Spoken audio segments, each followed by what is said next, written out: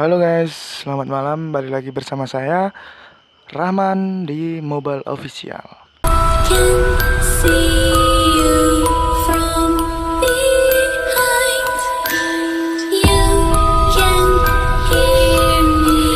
Oke, di video kali ini saya akan membahas mengapa Indonesia dengan negara yang agraris, tanah yang subur, tapi masih mengimpor beras dari luar. Maksudnya mengimpor beras dari luar.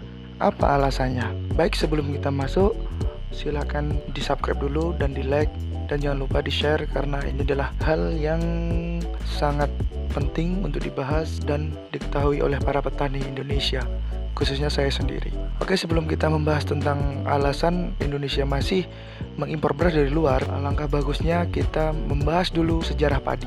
Baik, di sini saya akan menjelaskan sebentar. Menurut Wikipedia, padi bahasa Latinnya Oryza sativa merupakan salah satu tanaman budaya terpenting dalam peradaban. Meskipun terutama mengacu pada jenis tanaman budidaya, padi juga digunakan untuk mengacu pada beberapa jenis dari marga yang sama, yang bisa disebut sebagai padi liar. Padi diduga berasal dari India atau Indochina dan masuk ke Indonesia dibawa oleh nenek moyang yang migrasi dari daratan Asia sekitar 1500 sebelum Masehi. Dan padi digiling menjadi beras seperti yang kita tahu saat ini. Beras adalah makanan pokok masyarakat Indonesia selain jagung, singkong, dan ubi. Dari beberapa jenis makanan pokok yang ada di Indonesia, beras menjadi yang paling banyak dikonsumsi penduduk Indonesia pada tahun 2021. Jumlah kebutuhan konsumsi beras diperkirakan mencapai 30,03 juta ton. Itu yang dibutuhkan untuk pada tahun 2021. Oke, selanjutnya kita akan membahas 10 daerah penghasil padi dan beras tertinggi di Indonesia berdasarkan data BPS tahun 2021. Yang pertama ada Jawa Timur, dapat menghasilkan padi sekitar 9.908.932 ton. Sorry kalau penyebutannya salah. Yang kedua ada Jawa Tengah. Jawa Tengah menghasil padi sebanyak 9.765 ton dan menghasilkan beras 5.586 ton. Nomor 3 ada Jawa Barat, menghasilkan padi sebanyak 9.354 ton. Sedangkan untuk beras menghasilkan sebanyak 5.374 ton. Yang nomor 4 ada Sulawesi Selatan, menghasilkan padi sekitar 5.152 ton.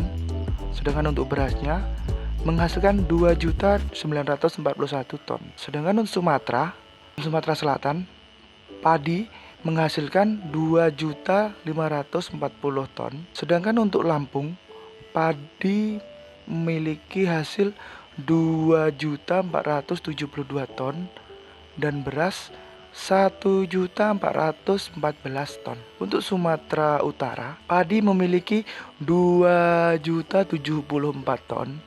Sedangkan beras menghasilkan 1.184 ton. Dengan nomor 8 ada Banda Aceh, memiliki hasil padi 1.676 ton. Sedangkan untuk beras 961 ton. Nomor 9 ada Nusa Tenggara Barat, hasil padi mencapai 1.432 ton. Sedangkan beras 811 ton. Untuk Sumatera Barat, padi menghasilkan 1.361 ton, sedangkan beras 784 ton.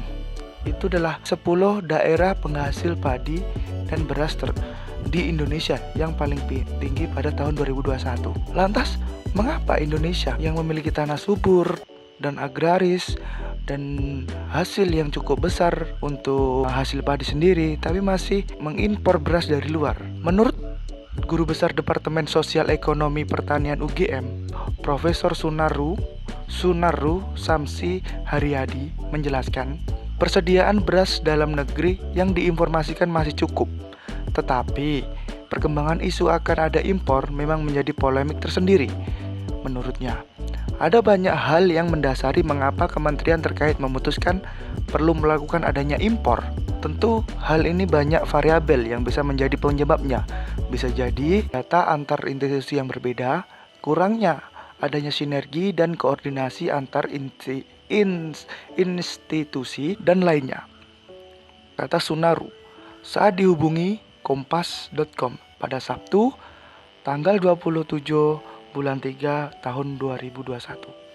Tak dipungkiri, katanya saat ini hampir semua masyarakat Indonesia memilih nasi sebagai makanan pokok dan padi menjadi tanaman yang populer. Apabila mengalami kekurangan, dapat menimbulkan gejolak tersendiri dengan jumlah penduduk yang lebih dari 250 juta. Beras harus siap menjadi stok nasional sepanjang waktu. Apakah stok itu tersedia dari dalam negeri atau dari impor? Papar Sunaru. Menurut Sunaru, saat ini berbeda dengan dahulu. Terjadi perubahan sosial dalam persepsi masyarakat tentang pangan.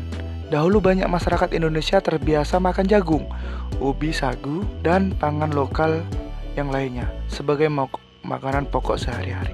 Sedangkan untuk saat ini, masyarakat lebih mengutamakan beras yang berasal dari padi. Jadi tidak dipungkiri, hasil dari tanaman padi untuk Indonesia sendiri itu belum tentu cukup untuk stok untuk rakyat Indonesia itu sendiri. Jadinya setelah dipilah-pilah oleh pemerintah, oleh Menteri Ekonomi dan sebagainya, itu kemungkinan besar dari jumlah hasil yang telah kita ketahui di awal tadi, mungkin itu adalah belum cukup untuk mampu mensetok hasil ataupun pangan di Indonesia sendiri. Jadi kita jangan berpikir negatif kalau padi kita itu tidak laku untuk negara kita sendiri. Enggak, padi kita tetap laku untuk negara kita sendiri, saudara-saudara. Jadi alasan mengapa Indonesia masih mengimpor beras untuk mencukupi stok cadang pangan yang ada di negara kita tercinta ini, saudara-saudara sekalian. Oke, mungkin itu saja tadi pembahasan alasan mengapa Indonesia masih mengimpor padi, mengapa Indonesia masih membutuhkan negara lain untuk beras kita, sedangkan kita dengan negara tanah agraris dan subur. Itu tadilah alasannya, saudara-saudara sekalian. Oke, mungkin itu saja yang dapat saya sampaikan kali ini. Kurang dan lebihnya saya mohon maaf. Jika ada kekurangan silahkan tulis di komentar. Jika ada revisi silahkan tulis di komentar. Jika ada masukan silahkan tulis di komentar. Kita bahas sama-sama di dalam komentar. Ataupun teman-teman ada yang mengajukan apa yang akan dibahas, silahkan tulis juga di komentar. Mari kita bahas sama-sama, mari kita bongkar sama-sama, mari kita revisi sama-sama. Karena saya juga masih ada kesalahan. See you next time dan see you di video selanjutnya. Bye bye.